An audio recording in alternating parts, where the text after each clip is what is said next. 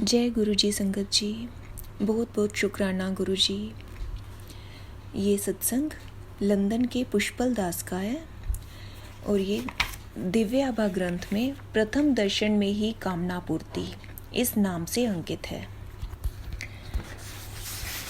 उन्हीं के शब्दों में सुना रही हूँ।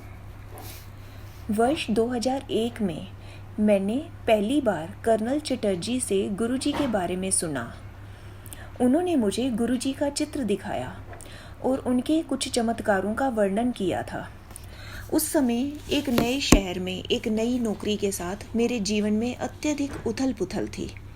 इस नई नियुक्ति के 1 माह बाद मुझे इंग्लैंड जाना था, किंतु 9 मास बीत जाने के बाद भी इस योजना का कुछ अता पता नहीं था और दिल्ली जैसे महंगे शहर में मुझे घर आदि ढूंढकर जीवन को सुनियोजित करने में अत्यधिक व्यय करना पड़ा था।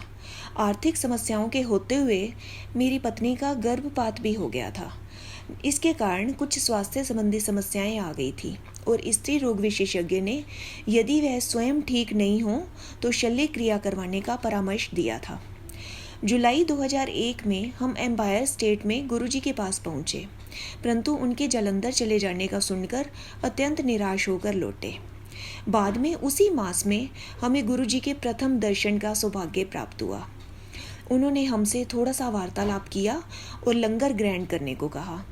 उन दिनों गुरुजी के चयन अनुसार कुछ भक्तों को ही लंगर दिया जाता था। घर लौटने पर हमें अभूतपूर्व कृपा का आभास हुआ और एक लंबे अंतराल के बाद हम शांति से सो पाए। उस दिन से हमारे जीवन में परिवर्तन आने लगा।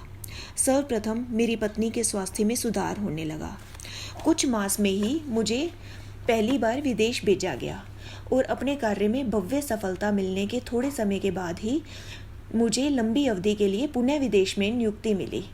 यह अभी भी चल रही है। कुछ वर्षों में हमें पुत्र रतन की भी प्राप्ति हुई।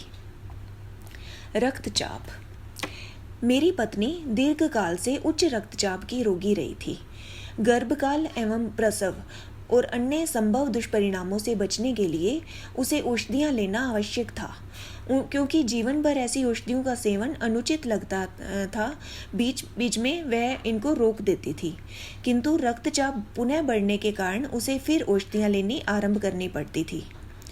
वर्ष 2003 के आरंभ में एम्पायर स्टेट में एक संगत में जब हम दोनों गुरुजी से प्रसाद ग्रहण करने पहुँचे तो उन्होंने हमारे एक रंग के हरे परिधान देखकर व्यंग्य कसा। फिर उन्होंने मेरे से पूछा कि मुझे विवाह के लिए चंडीगढ़ की यह कुड़ी कैसे मिल गई। मुझे अत्यंत आश्चर्य और प्रसन्नता हुई कि मैं उसे शब्दों में व्यक्त नहीं कर सकता। इस वार्ता का प्रभाव अगले दिन प्रातः मेरी पत्नी के रक्तचाप में दृष्टिगोचर हुआ। उसके जीवन में पहली बार बिना औषधि के निम्न रक्तचाप का परिणाम मात्र 80 था। उस दिन से उसको जीवन में कभी रक्तचाप की समस्या नहीं हुई। केवल गर्भकाल के अंतिम दिनों में कुछ समय तक यह रहा, किंतु ना तो इससे भ्रूण वृद्धि में कोई रुकावट हुई और ना ही निर्धारित समय से पूर्व प्रसव करवाना पड़ा। इस अंतराल में उसने इन औषधियों का पुनः सेवन किया और उसके उपरांत बंद कर दी। विदेश नियुक्ति। सितंबर 2000 में दिल्ली स्थित सीमेंस में नवीन कार्यपद संभालने का प्रमुख आकर्षण विदेश में नियुक्ति प्राप्त होने का था, किंतु ऐसा नहीं हुआ। फिर भी गुरुजी की दया से मुझे बीच बीच में अल्पकाल के लिए इंग्लैंड जाने के कुछ अवसर प्राप्त हुए। वर्ष 2002 में 9 सितंबर 2001 को अमेरिका में न्यूयॉर्क पर हुए हमलों के फलस्वरूप विश्व भर में सूचना प्रौद्योगिकी क्षेत्र में प्रसार के कार्यक्रम रुक गए थे। इससे लंबी अवधि के लिए विदेश जाने की आशाएं भी चूर चूर हो गई। तद्यपि मैं संगत में और घर पर गुरुजी से प्रार्थना करते रहता था और अंततः अप्रैल 2003 में इंग्लैंड जाने का अवसर प्राप्त हुआ। वहाँ का कार्यकाल केवल 6 माह का था, किंतु यह ऐसे समय पर आया था जब अन्य संस्थान अपने कर्मचारियों की छंटनी कर रहे थे। ऐसे प्रतिकूल वातावरण में इस प्रकार का कार्य प्राप्त कर मैं आनंदित था। जब मैं अपने कार्य आज्ञा पत्र की प्रतीक्षा और जानने के प्रबंध कर रहा था मुझे गुरुजी के एक भक्त के यहाँ विवाह समारोह में जाने का निमंत्रण मिला। इस पर गुरुजी ने अपने हाथों से इंग्लैंड लिखा हुआ था।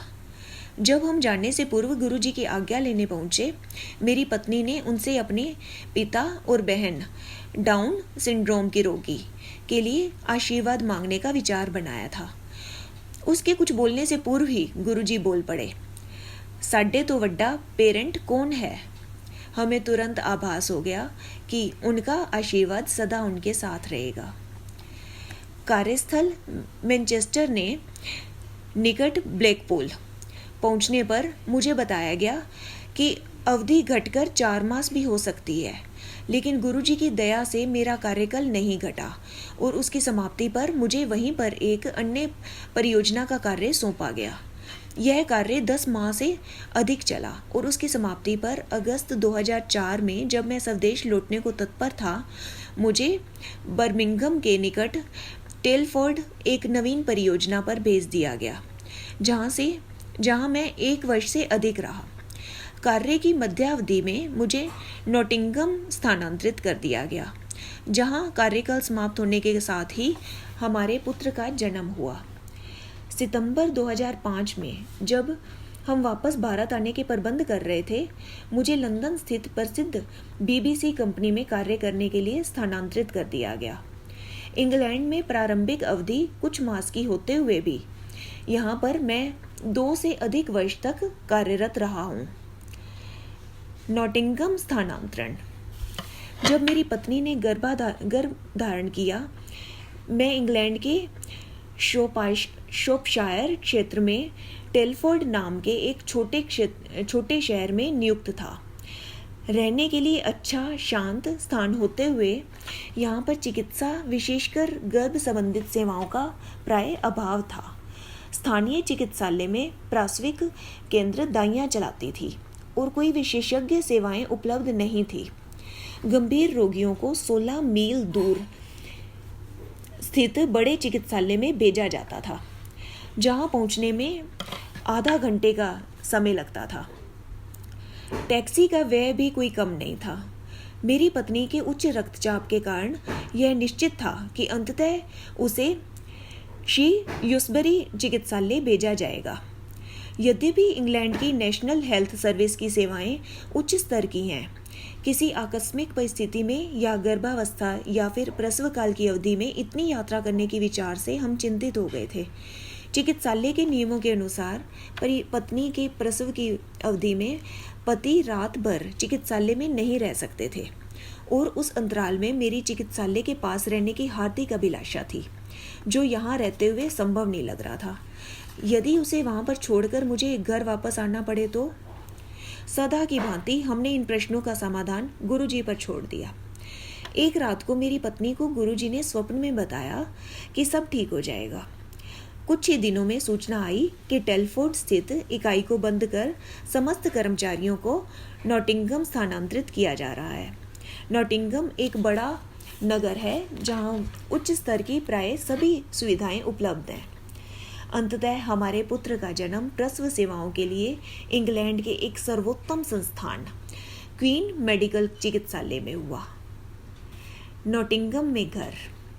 चिकित्सा सुविधाओं के दृष्टिकोण से नॉटिंघम आना शुभ समाचार होते हुए कार्य अधिक था और हम नॉटिंघम रेल द्वारा 2-3 घंटे घर ढूंढने नहीं जा सकते थे। अतः जिस संस्थान के लिए हम कार्यरत थे उसी को घर खोजने का कार्य सुपुर्द किया गया। मैंने अपने प्रबंधक से अपनी पत्नी के स्वास्थ्य संबंधित समस्या और उसकी गर्भावस्था का उल्लेख किया था। उसके साथ उसे किसी दूरस्थ स्थान पर अकेले रहने की संभावना थी, किंतु इन सब को अपवाद नहीं माना गया।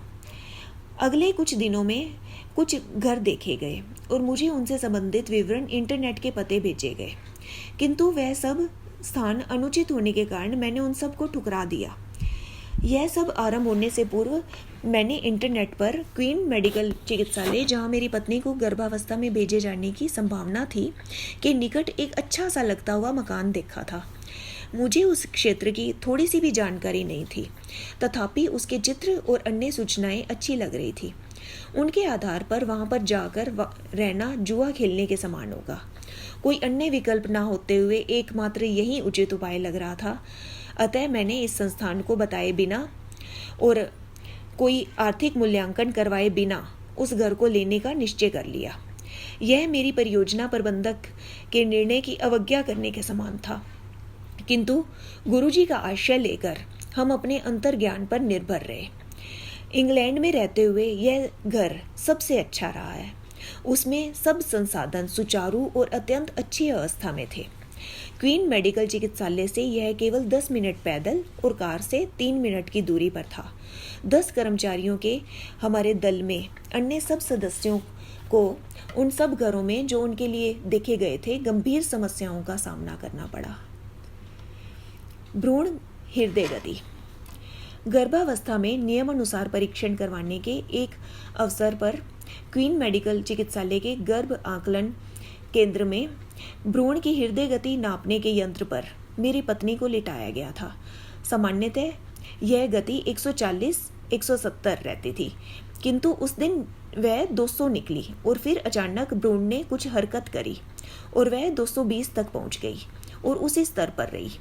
उस समय तक उपस्थित परिचारिका 200 की गति देखकर कह रही थी कि उच्च होते हुए असामान्य नहीं है, किंतु फिर 220 गति देखकर वह तुरंत अपनी वरिष्ठ चिकित्सक के पास भागी, इस भय से कि भ्रूण पर कोई दबाव पड़ रहा होगा।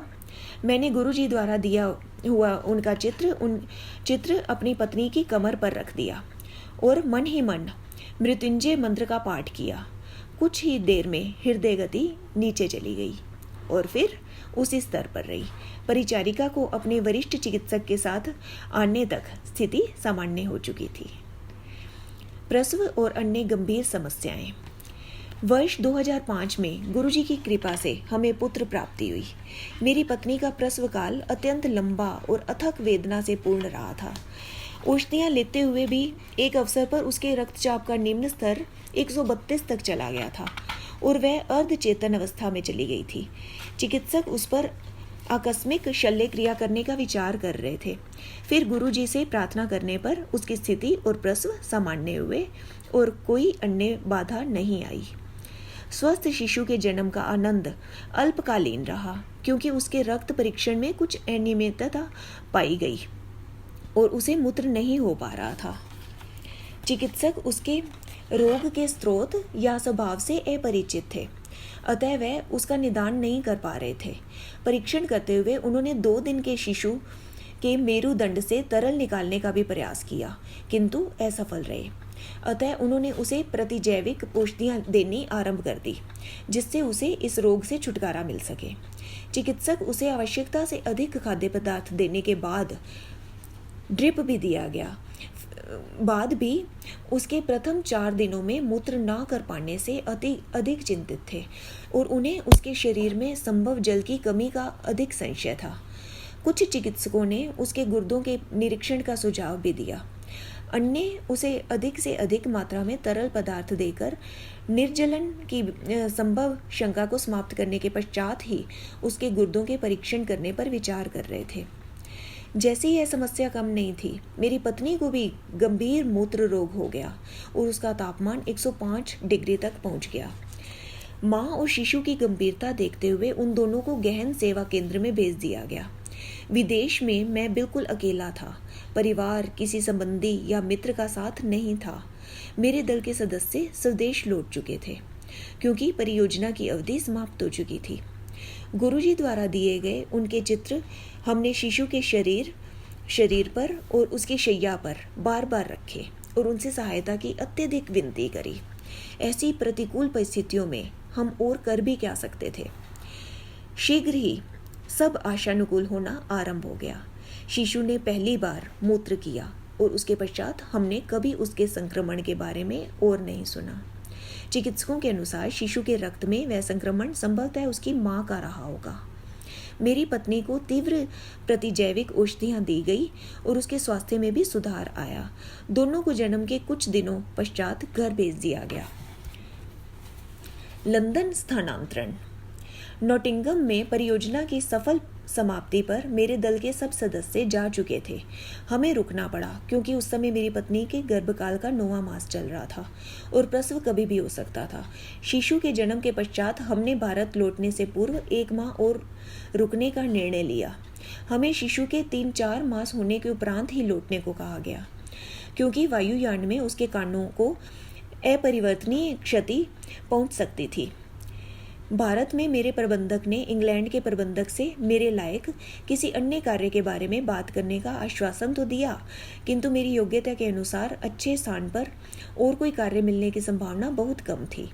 हम गुरुजी से उपाय के लिए निवेदन करते रहे और शिशु के जन्म के 1 सप्ताह में ही मुझे यहाँ स्थित एक प्रबंधक से फ़ोन आया।